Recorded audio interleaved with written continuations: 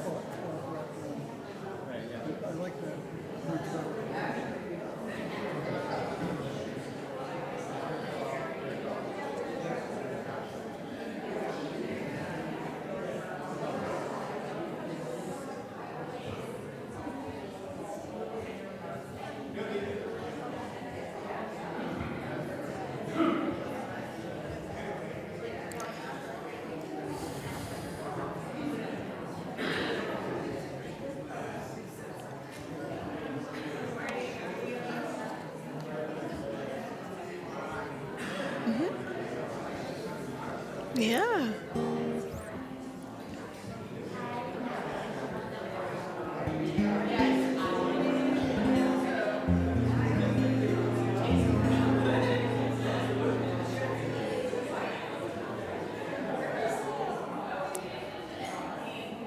Thank you.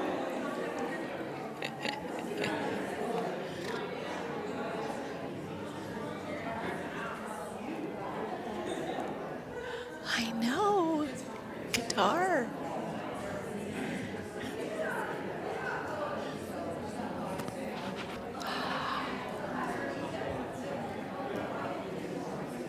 Good morning.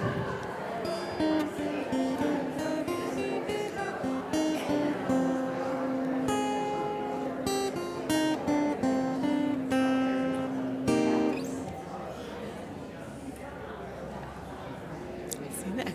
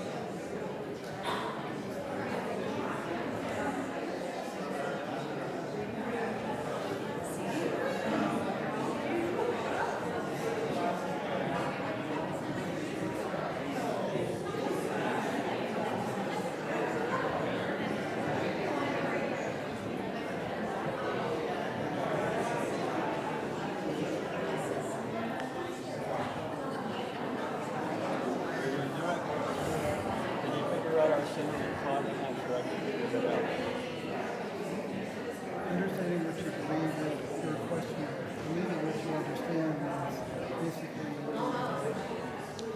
you step in what you understand. So the first one is more like us. You know what I understand. Okay, I get it.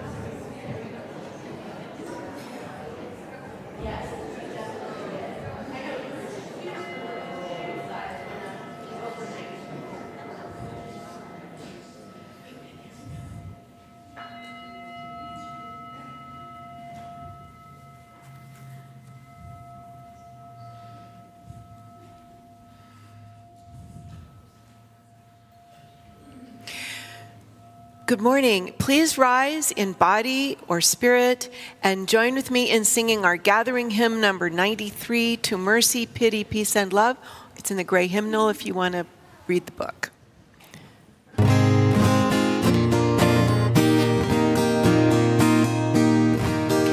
To mercy, pity, peace, and love, all pray in their distress. To those whose virtues of delight return their thankfulness, return their thankfulness. For mercy has a human heart, and pity a human face. Love the human form divine, and peace the human dress, and peace the human dress.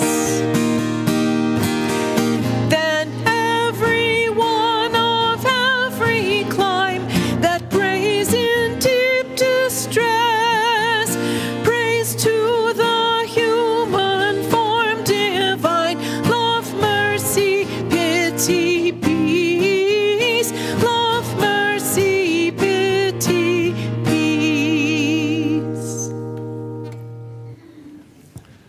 Good morning. Happy Mother's Day, everyone. I got some good advice from a mother, and this is advice I'm going to pass on to you. It came through my wife, Gordana, who got it out of the school where she teaches, and she said, yeah, I'm not going to make any bones about this, okay? I'm not going to make any bones about this. To thrive in life, you need 3 bones. You need a wishbone, a backbone, and a funny bone. And we're here to help you get all 3 of those in our worship services. It's always a good thing to get out. I mean, sometimes it's hard to get out of bed and get to be with people, but then when you do, it's a good thing. And here we find our funny bone, our wishbone, and our backbone. So welcome to this Unitarian Universalist congregation on this beautiful sunny day. I always love to see the sunny days, but part of me doesn't, because I know people like to go out and play and don't come here. So I'm really grateful that you all have chosen to be with us this morning. So thanks for showing up. And I think it'd be really cool if you guys would just take a minute to look around, say hello to people, make sure that everybody here, feels like they're part of this community, that they're connected. So why don't we just take a second to do that, and I'll ring the bell again.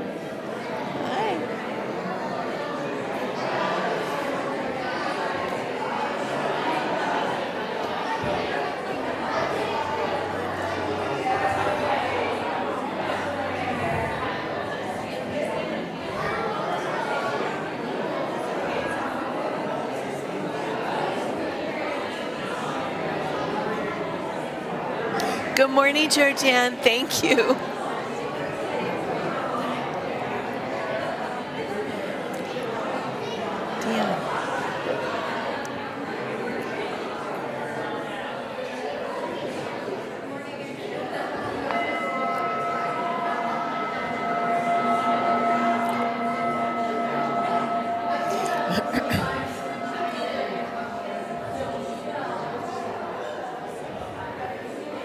Deanne. I hope that everybody,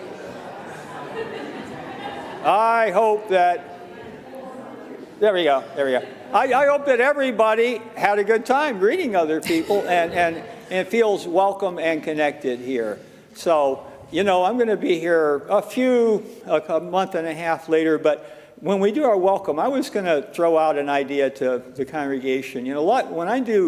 When I'm here on Sunday mornings and I'm looking around, a lot of times all I'm doing is looking to see who's left out. And if we can have a few members who do that too, who are always just kind of looking around when we welcome, say, is anybody in this community feeling left out? And we go over and we talk to them. That's a really important ministry. And I invite you all to consider joining in that ministry. So thank you for that. Here we go. So my mom is not here, and I'll just say thank you, Mom. As we do each week, we join in affirming the nature and aims of our religious community with these words. Please join me. Love is our doctrine. Compassion is our way. Here we seek to create a joyful home for free religious exploration, build a community of caring fellowship, nurture the hopes, and serve the needs of our world.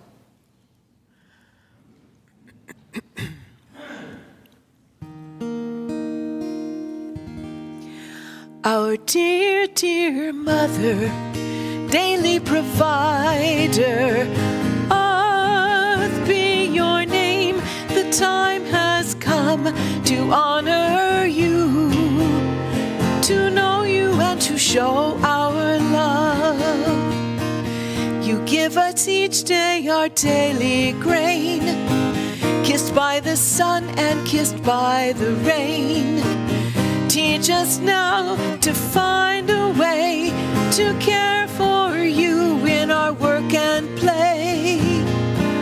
Our dear, dear mother, daily provider, earth be your name. The time has come to honor you, to know you and to show our love.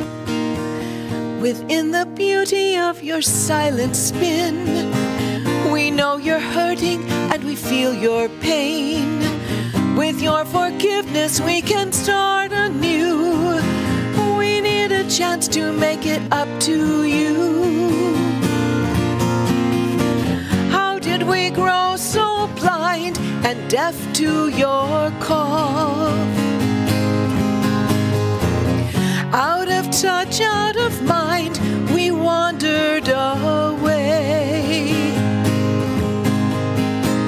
Now we're looking to you to find our way home. And with hope in our hearts, we're coming back home. Home to you, our dear, dear mother, daily provider. Earth be your name. The time has come to honor you, to know you and to show our love. The time has come to honor you, to know you and to show our love.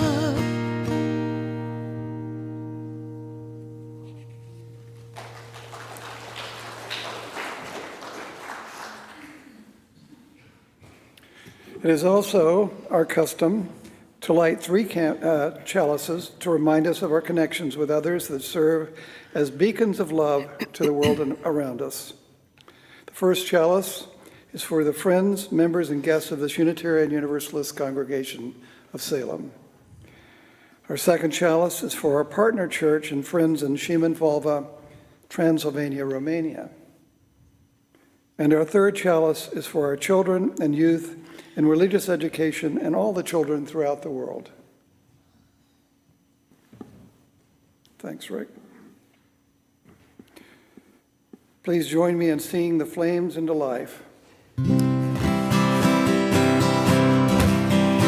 Rise up, O flame, by thy light glowing, show to us beauty, vision, and joy.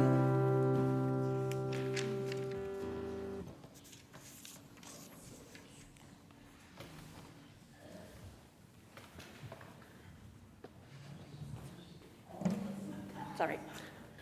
Good morning. Happy Mother's Day. Can everybody young or young at heart please join us up front? We have a special story today. Good morning. Hi. Come on up. You can sit right here. We're going to have the pictures up here behind me really big for you. So if you can sit right in the middle here, you'll be able to see it really well. Okay. I can just do it from up here. This story is called How to Catch a Mamasaurus.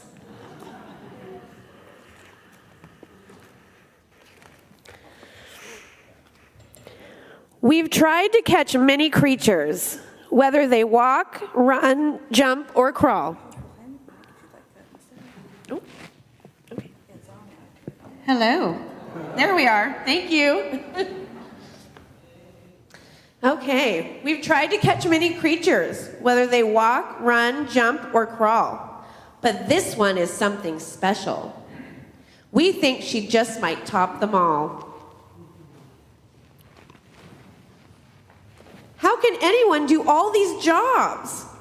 The long list could reach to the clouds. Check it again. Do we have it right? To get all this done needs a crowd.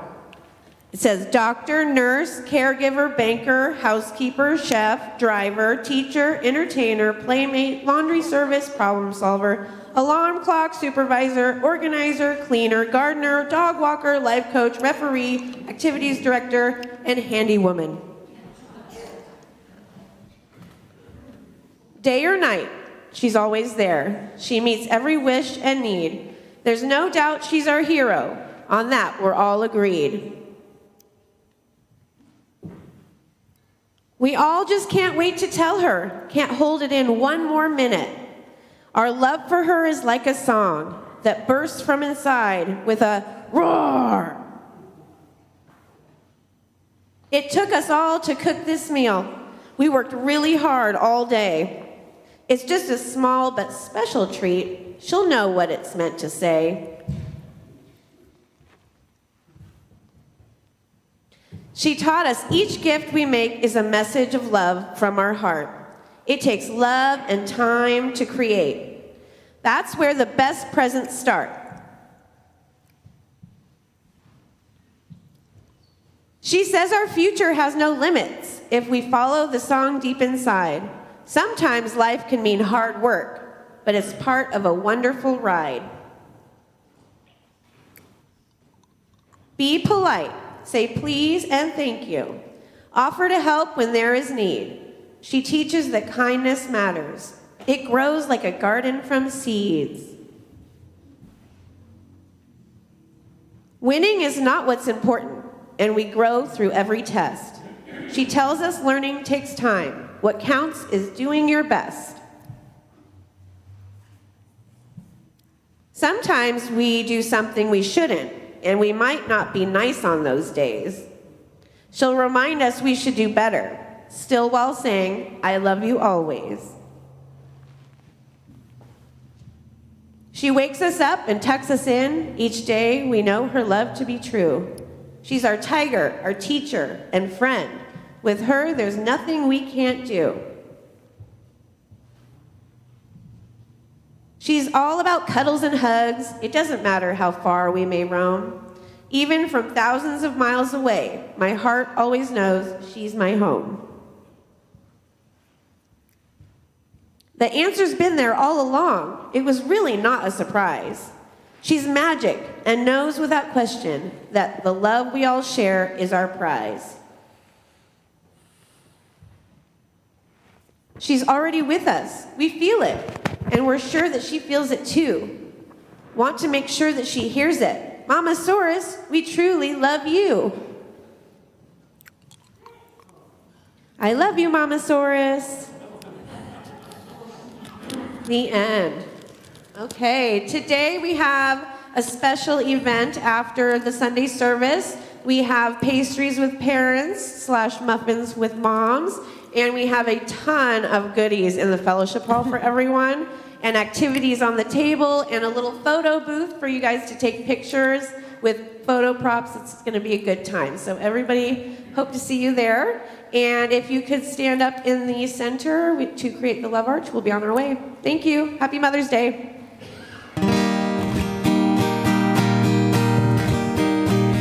Wherever you walk, walk in love. Wherever you walk, walk in peace. Wherever you walk, walk in beauty all around you. Our hearts go with you. Wherever you walk, walk in love. Wherever you walk, walk in peace. Wherever you walk, walk in beauty all around you. Our hearts go with you.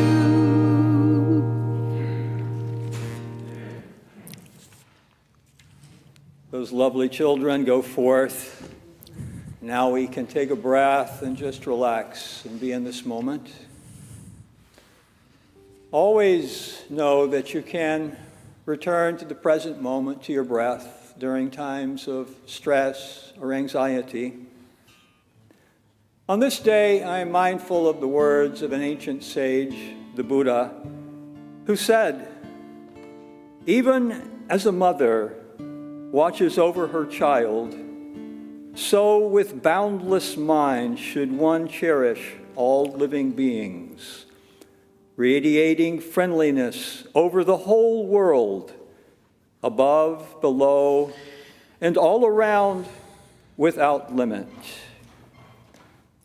And so we come to this place to be aware, to let the compassion in our hearts naturally awaken.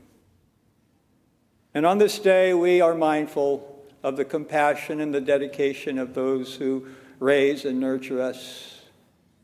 Their compassion is without limit.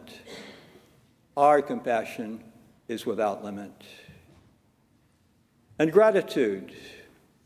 Let us recognize how we are so dependent upon one another for so many things, little things, big things, all our lives. Let us live with awareness that we might have gratitude in our hearts for all those who enrich our lives. May it be so. Amen.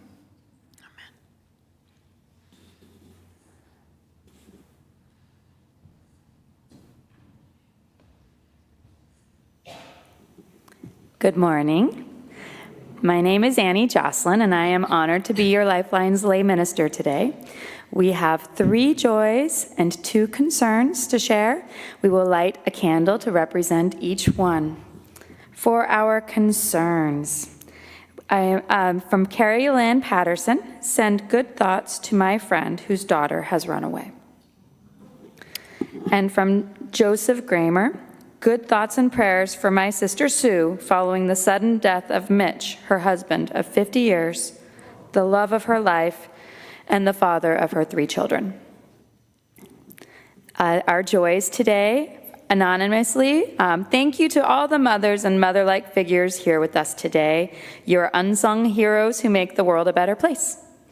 From me, I am happy to see Kimber here today. Kimber, Eric's pet therapy dog, will be around for anyone who wants to give a pet or say hi at the Lifelines table in the fellowship hall after service. Thank you, Eric, for bringing her Her presence is wonderful. And also from me, I am happy to see both Bob and Leslie Zeigen here with us today. Yay. Thank you for being here. Finally, we light one more candle for any joys and concerns felt in people's hearts that remain unspoken today. Lifeline lay ministers are fellow members who extend Reverend Rick's ministry to members and friends of the congregation who are experiencing loss, illness, or any type of personal or family crisis, anything big or small. You can reach us at the table, at the Lifelines table in Hanneman Hall each Sunday after service. We are identifiable by our stoles and our lavender badges that say Lifelines Lay Ministers. You can also contact us at the email on the screen. You can post joys and concerns in the book in the foyer before service. Today is Compassionate Connections. If you'd like some emotional support from Reverend Rick and fellow Lifeline ministers, please come to the front of the sanctuary immediately after the service. We will then head to a private space for support. Thank you to everyone who submitted joys and concerns today, and thank you to all of you for keeping these people in your hearts.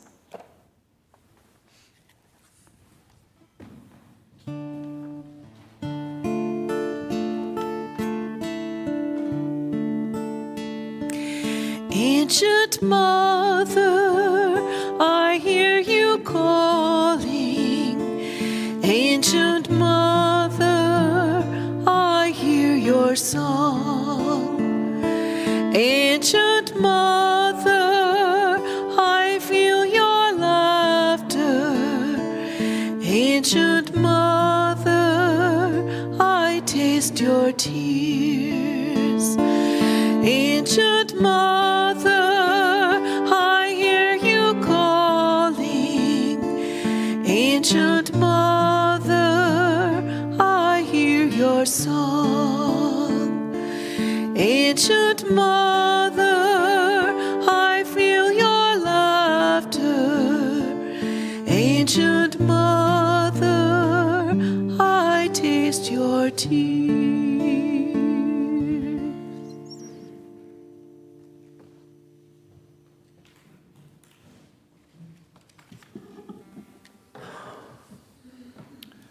The following reading is from a book by Alan Lightman entitled The Accidental Universe, The World You Thought You Knew. It's important to know that this author is not only a theoretical physicist, he's also a writer and was the first person at MIT to hold a dual appointment in both the humanities and science. We scientists are taught from an early age of our apprenticeship not to waste our time on questions that do not have clear and definite answers. But artists and humanists often don't care what the answer is because definite answers do not exist to all interesting and important questions. Ideas in a novel or emotion in a symphony are complicated with the intrinsic ambiguity of human nature. For many artists and humanists, the question is more important than the answer. As the German poet Rainer Maria Rilke wrote a century ago, we should try to love the questions themselves, like locked rooms and like books written in a very foreign language. There are also questions that have definite answers, but which we cannot answer. The question of the existence of God may be such a question for you. I would be the first to challenge any belief that contradicts the findings of science. But there are things we believe in that do not submit to the methods and reductions of science. Furthermore, faith and the passion for the transcendent that often go with it have been the impulse for so many exquisite creations of humankind. Consider the verses of the Gitganjali, a poem by Rabindranath Tagore, The Messiah by George Friedrich Handel, the Mosque of the Alhambra in Granada, Spain, the paintings on the ceiling of the Sistine Chapel of St. Peter's Basilica in Rome.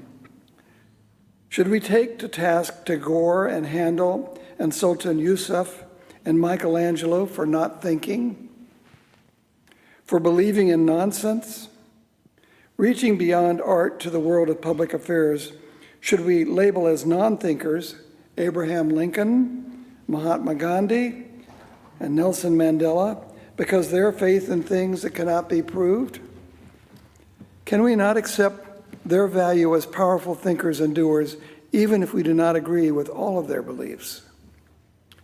Faith, in its broadest sense, is about far more than belief in the existence of God or the disregard of scientific evidence. Faith is the willingness to give ourselves over at times to things we do not fully understand.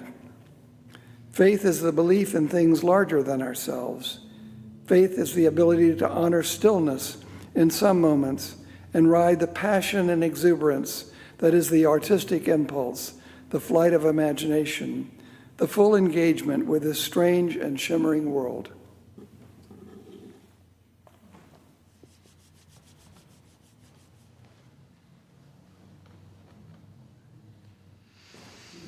Thank you, Bob.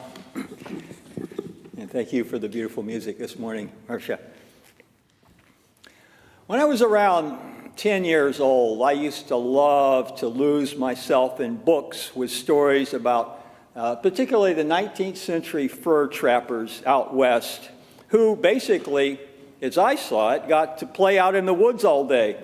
In a golden age before there were cars and paved highways and telephone lines in a hectic, sterile, modern society where you had to get up and go to school and sit in a small desk all day and worry about stuff that they made you worry about.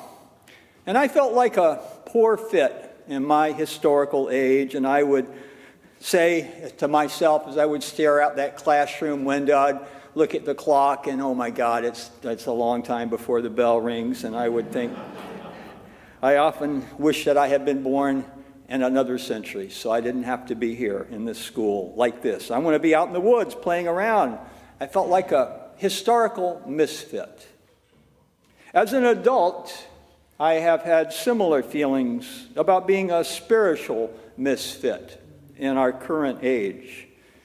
I became intensely aware of this when I had the great pleasure of joining other members here on 2 separate occasions, and we made a pilgrimage to the land of Transylvania, which is in Romania.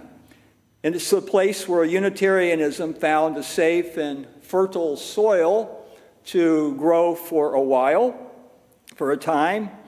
And in the center of this beautiful and fascinating city of Kolozsvár, also known as Cluj in Romanian, we entered St. Michael's Cathedral.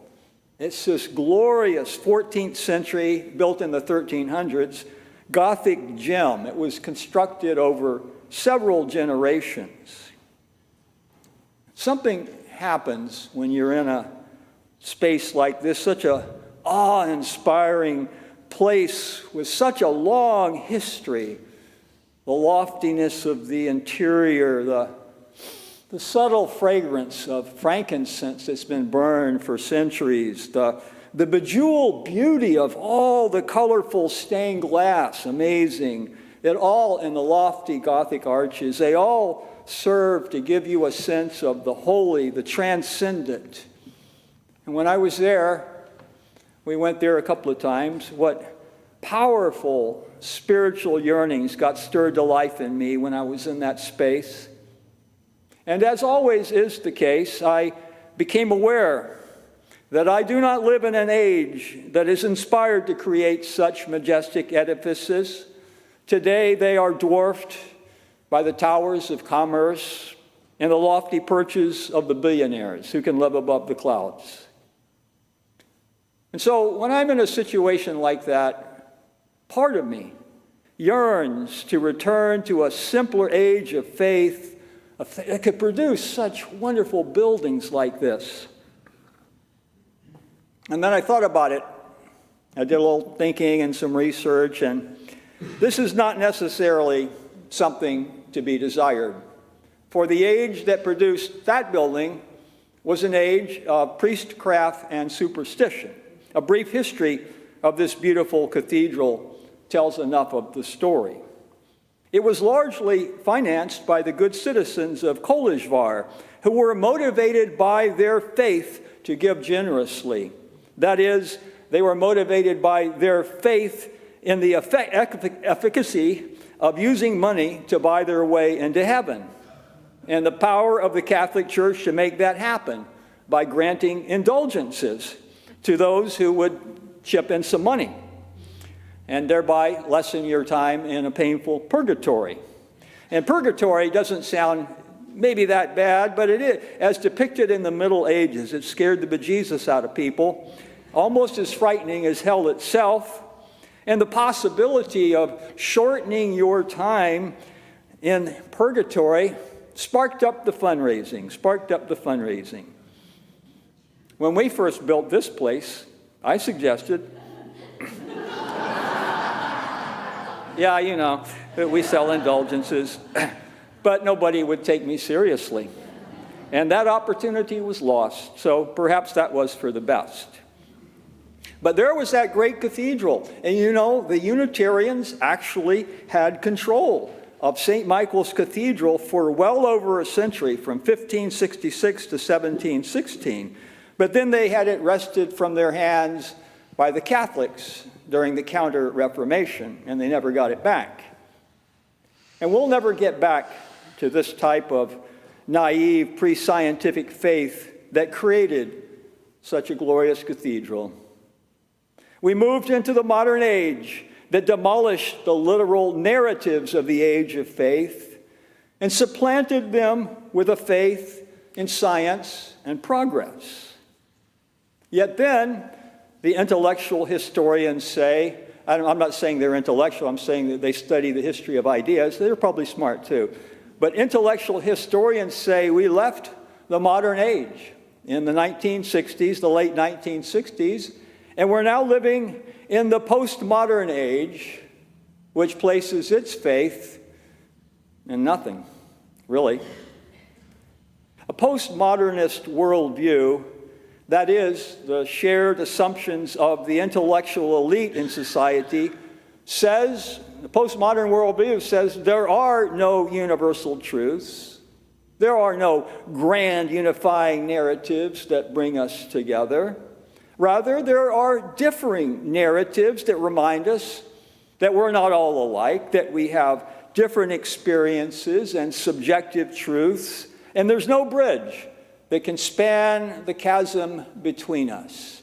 That's the mindset of the postmodern world. It leads invariably towards discord and division and destruction. The postmodern worldview is a desacralized spiritual dead zone. There is no recognition of the transcendent, no sense of wonder at the mystery of being, no sense that there might be, as Martin Luther King Jr. put it, a heart at the heart of the universe. There is, in the postmodern mindset, no sense of there being a sacred dimension, or that experiencing a sense of awe and reverence is an integral aspect of the fullest human experience. And for a period of time in my early adult years, having firmly rejected my Southern Baptist upbringing, I lived in a postmodern world, and I strove to find meaning and purpose there. Didn't work. I came up empty, very empty. It was the lowest ebb of my life, for more reasons than I can say. This, I imagine, was the end of the line, this worldview. The only possible meaning to be found in this world was to struggle for personal success and well-being, knowing all the time how fragile a thing is your well-being in an indifferent or often hostile world. Or perhaps, in a postmodern mindset, you can join some collectivist political movement and find some semblance of transcendent meaning there. You're part of a larger group, and there's a sense of transcendent. You're doing something important, except maybe not. Who knows? It might even be harmful. Today, there are many passionate young adults who remind me of my younger self, who, knowing of no alternative, put their faith in political ideology and in movements that divide the world into good and bad, good and evil. Ideologies that always split up reality like that, that say there's a good and a bad eternally, they always lead to evil consequences. There I was in the postmodern world, but then something happened to me in my 20th year. Something I had certainly not foreseen or planned. My incarceration in the prison of the postmodernist mindset suddenly ended when I got liberated, when Buddha and the Beethoven parachuted into my life. The Buddha representing spirituality and Beethoven representing art as revelation, they came into my life where I was lost. And they offered me paths to freedom and joy and love and magic and mystery. The window of my being was thrown open to the infinite beyond by two things, by mysticism and by sublime music. Mysticism, what is that? Well, I don't really have time to give much of a lecture or talk on it, but there are experiences. The late Princeton philosophy professor W.T. Stace, really a brilliant man, he wrote extensively about mystical experiences and how widespread they are throughout history. And he pungently noted that only an idiot would deny that people have mystical experiences, because the record is so extensive of experiences that have so much commonality between them. The only question, says Stace, really the only question, is whether these are merely subjective experiences that don't tell you anything about the truth or a higher order of reality, or if these experiences actually reveal to us a higher order of reality. W.T. Stace thought that that was the case, that mystical experiences were revelations, not subjective, delusory experiences. Our own Unitarian Universalist tradition, when we name our sources, the first source we name is this one. We talk about direct experience of that transcending mystery and wonder affirmed in all cultures, which moves us to a renewal of the spirit and an openness to the forces that create and uphold life. That's what we list as our primary source. Mysticism. Those who have such experiences rarely doubt that they have encountered or experienced a higher level of consciousness. For example, I have never had any doubts that the fleeting but profound mystical experience I had as a young man on a spring day in Atlanta many years ago revealed to me a higher level of awareness beyond anything I had ever imagined.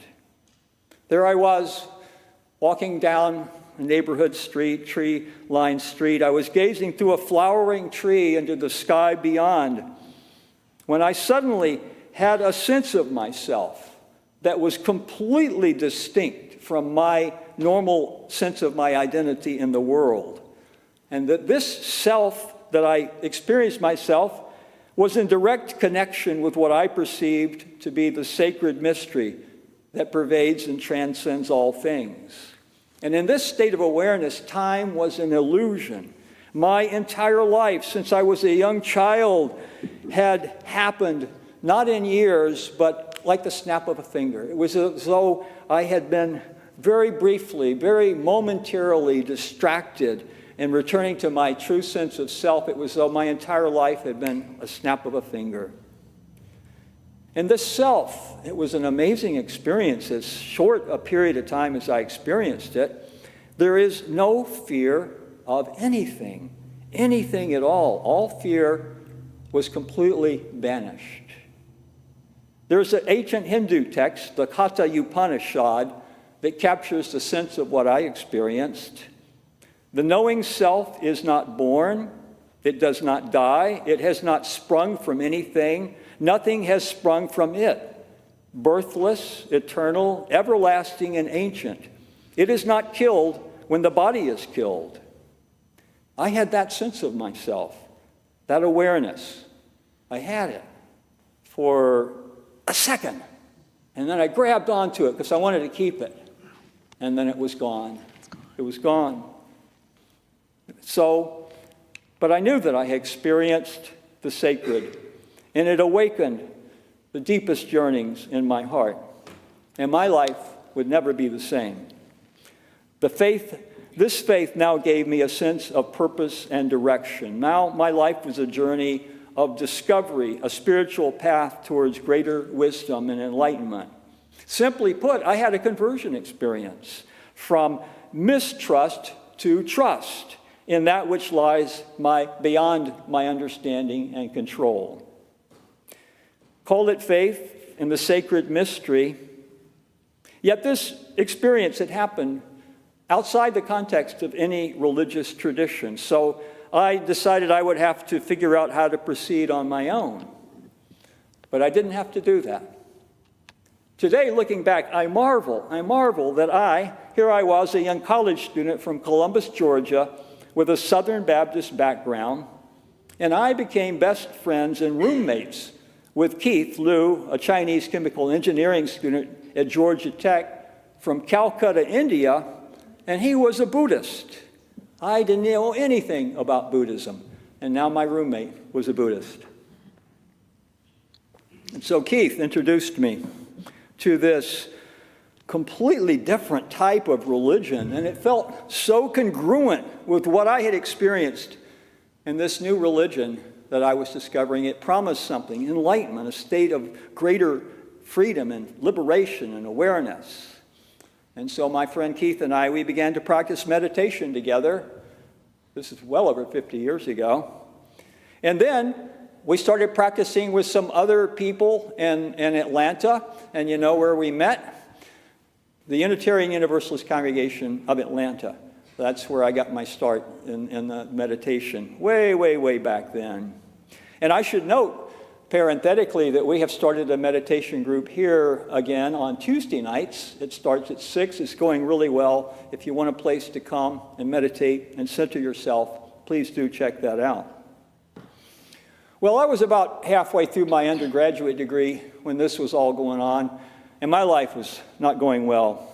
School was a dead end for me. I needed to drop out. I needed to head off in my own direction.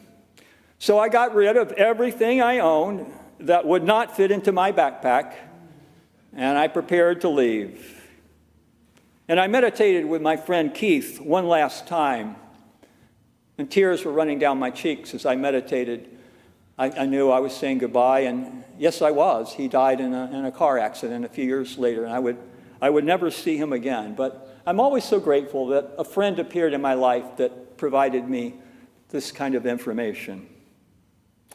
My friends in Atlanta, they dropped me off at the entrance to the freeway, and I put up my thumb to hitch a ride to my next stage in life.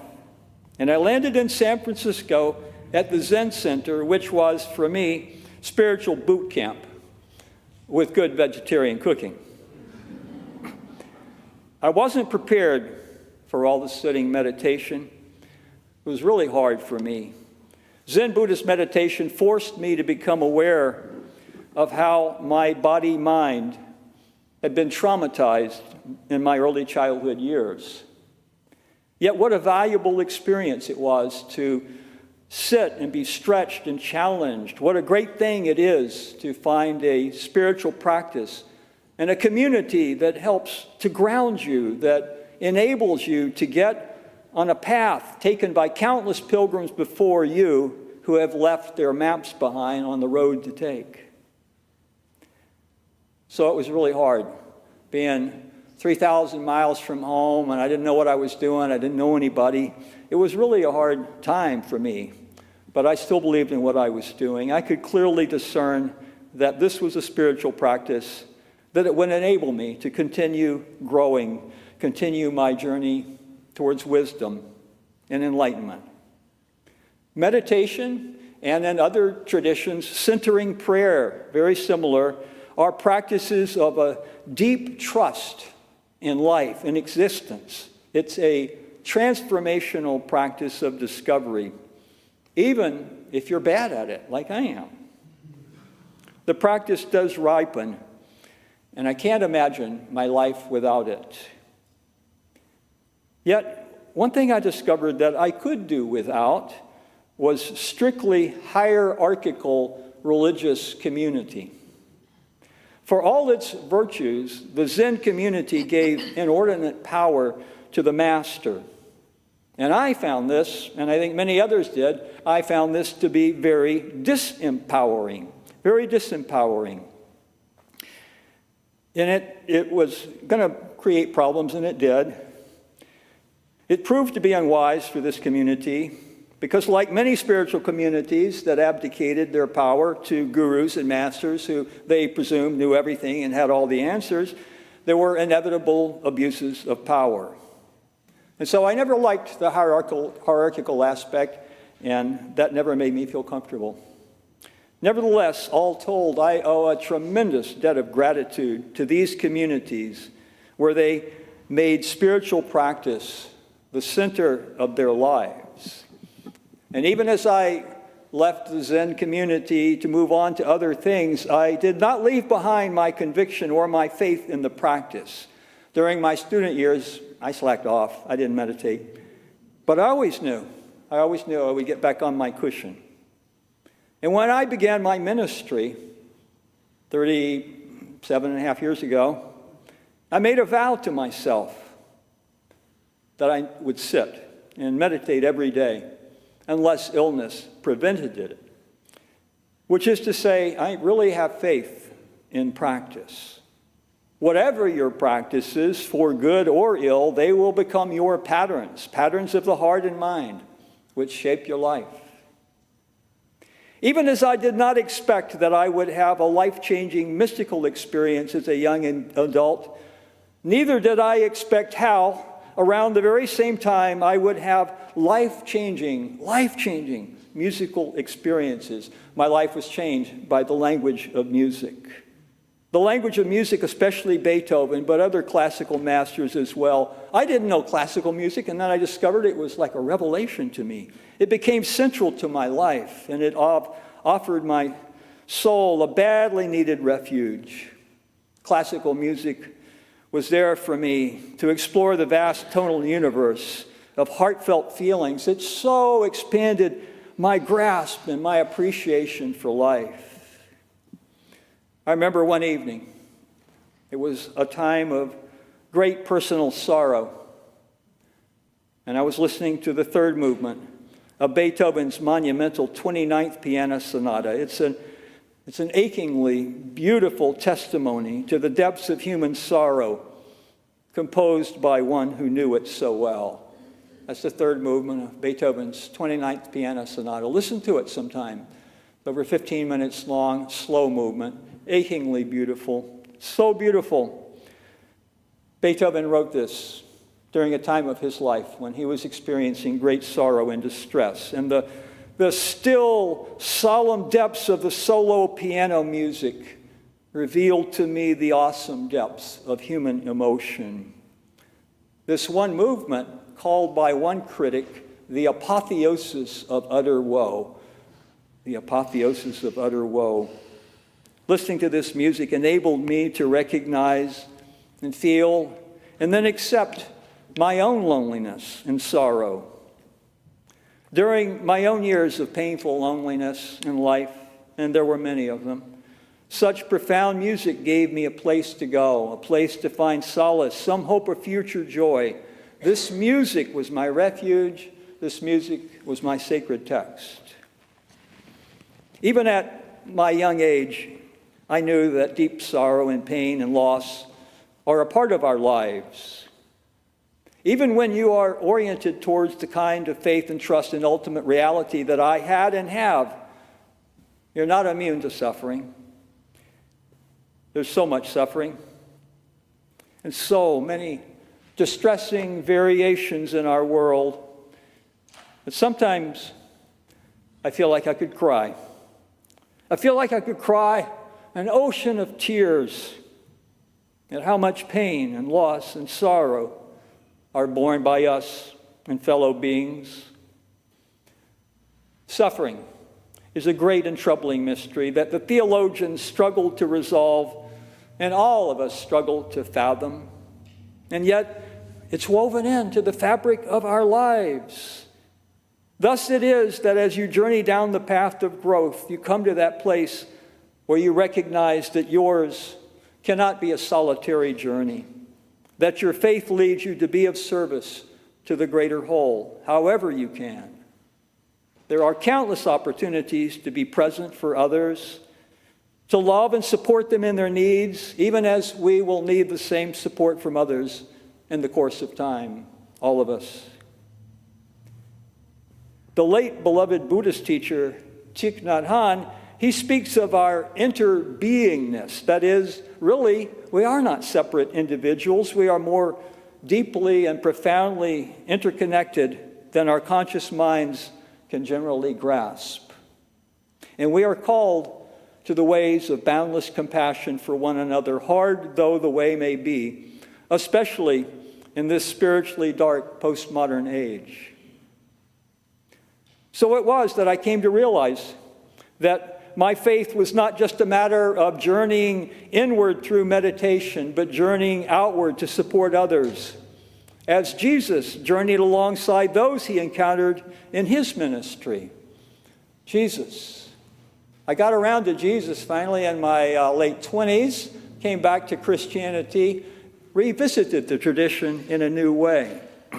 And Jesus, what a interesting person. He dared to bless those who were not supposed to be blessed.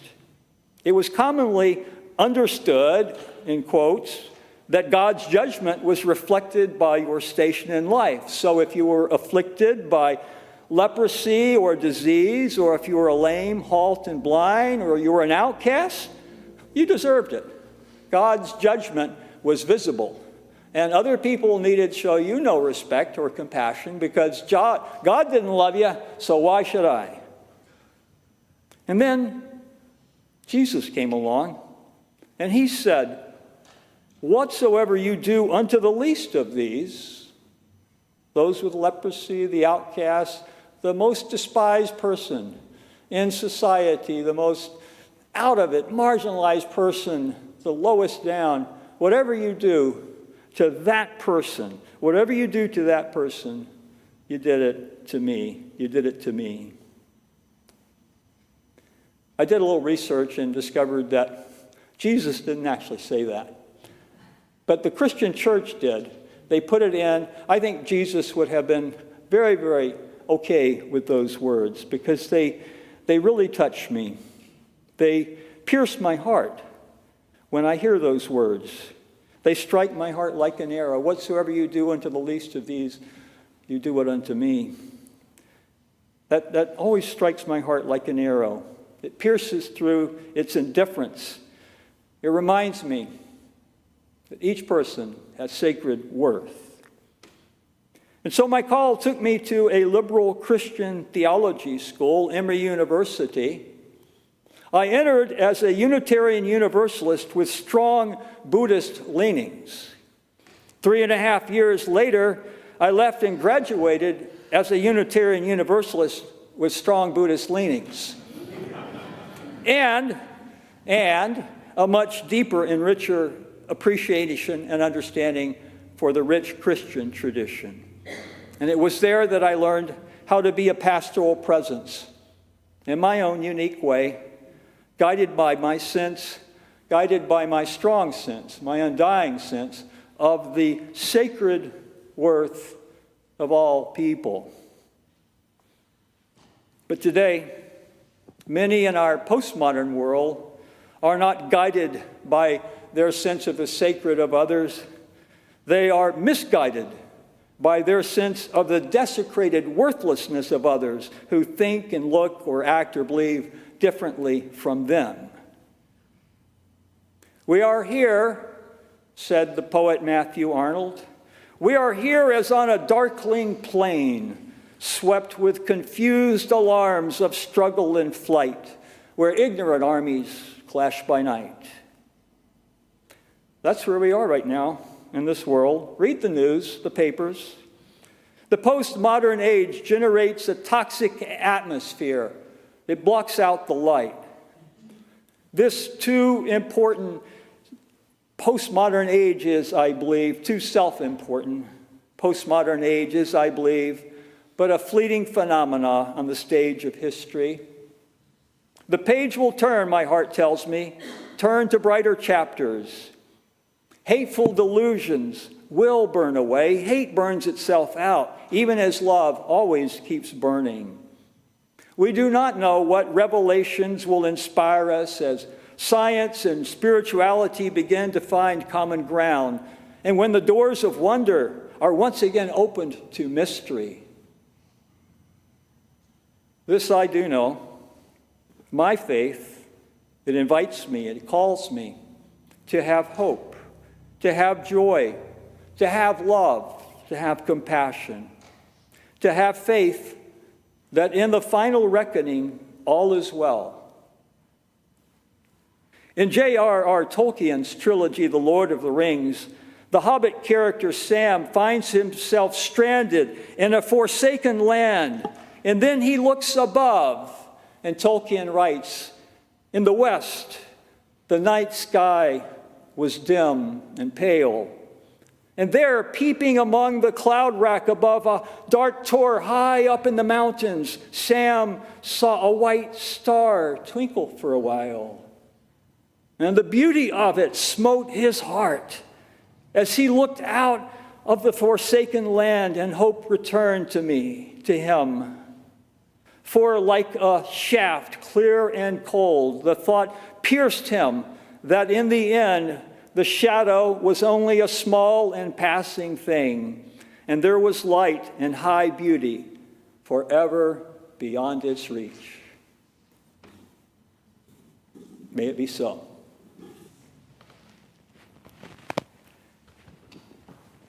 Would you join me in a time of spiritual reflection? We live our lives day by day, sometimes falling asleep.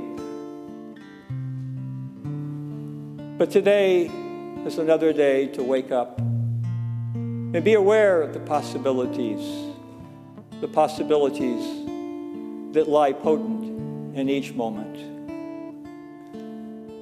Today we journey together for a while. In a few moments, each of us will go our separate ways. But go your separate ways having faith in love, having faith in compassion, having faith in kindness, having faith building trust, having faith building trust over and over again, till the work is done. Amen.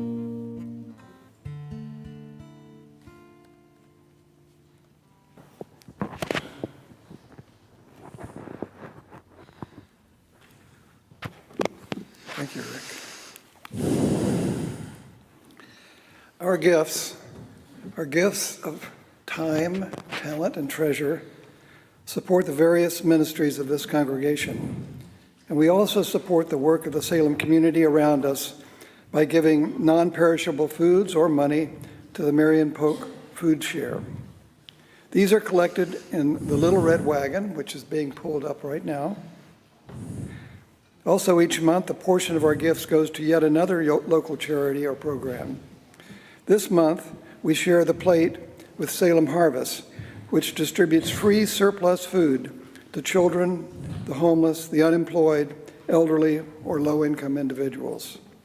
Please consider supporting these charities. Baskets will now be passed through the congregation for those wishing to donate by cash or check to the work of these ministries. Checks should be made payable to UUCS. You may also make offerings at the Donate tab on our website, uusalem.org. Thank you for your gifts to this congregation and to those around us.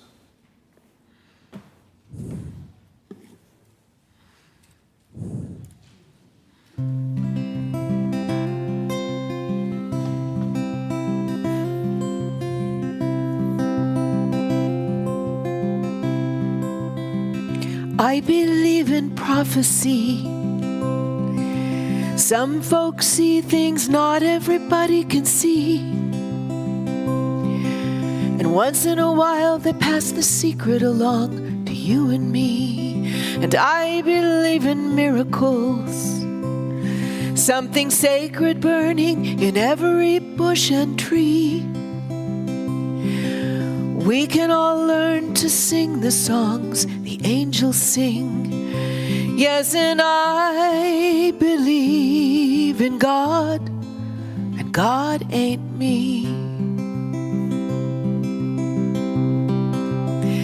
I've traveled around the world, stood on mighty mountains and gazed across the wilderness. Never seen a line in the sand or a diamond in the dust. And as our fate unfurls, every day that passes, I'm sure about a little bit less. And even my money keeps telling me it's God I need to trust. And I believe in God, but God ain't us. God in my little understanding don't care what name I call. And whether or not I believe doesn't matter at all. I receive the blessings that every day on earth's another chance to get it right. Let this little light of mine shine and rage against the night. Just another lesson. Maybe someone's watching and wondering what I got. Maybe this is why I'm here on earth, and maybe not. But I believe in God, and God is God. God in my little understanding don't care what name I call. And whether or not I believe doesn't matter at all. I receive the blessings that every day on earth's another chance to get it right. Let this little light of mine shine and rage against the night. Just another lesson. Maybe someone's watching and wondering what I got. Maybe this is why I'm here on earth, and maybe not. But I believe in God. God is God.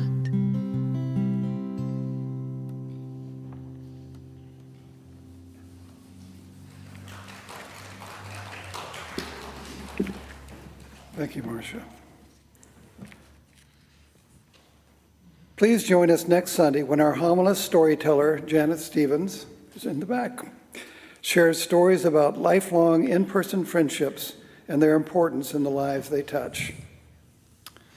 Now we have some news of the community on the screen. See, one very important thing is the annual meeting is next week. So be here if you can. We will be electing new officers and taking care of the business, the annual business of the community. If you don't know about it already, you should be aware that we have two newsletters, a monthly newsletter called The Chalice and Flame, and a weekly email blast is sent out to everyone called This Week at UUCS. If you're not on the mailing list, please call the office and they'll put you on and you'll receive these sources. They're a good way to keep up with what's happening. All right.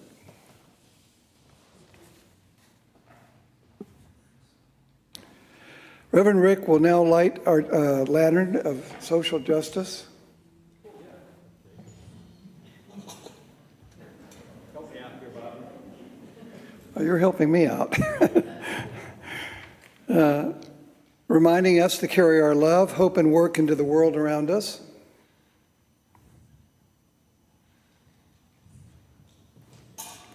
And he'll extinguish the three chalices, though our connections to others will continue to illuminate our hearts in the week to come.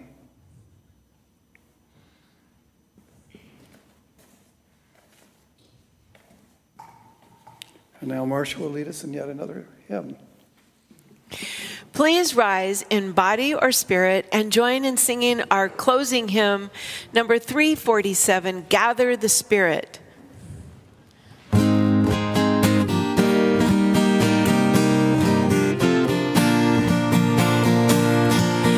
Gather the Spirit, harvest the power, our separate fires will kindle one flame. Witness the mystery of this hour, our trials in this light appear all the same. Gather in peace, gather in thanks, gather in sympathy now and then, gather in hope, compassion and strength, gather to celebrate once again. Gather the spirit of heart and mind, seeds for the sowing are laid in stone, nurtured in love and conscience refined, with body and spirit united once more. Gather in peace, gather in thanks, gather in sympathy now and then, gather in hope, compassion and strength, gather to celebrate once again. Gather the Spirit, growing in all, drawn by the moon and fed by the sun, winter to spring and summer to fall, the chorus of life resounding as one. Gather in peace, gather in thanks, gather in sympathy now and then, gather in hope, compassion and strength, gather to celebrate once again.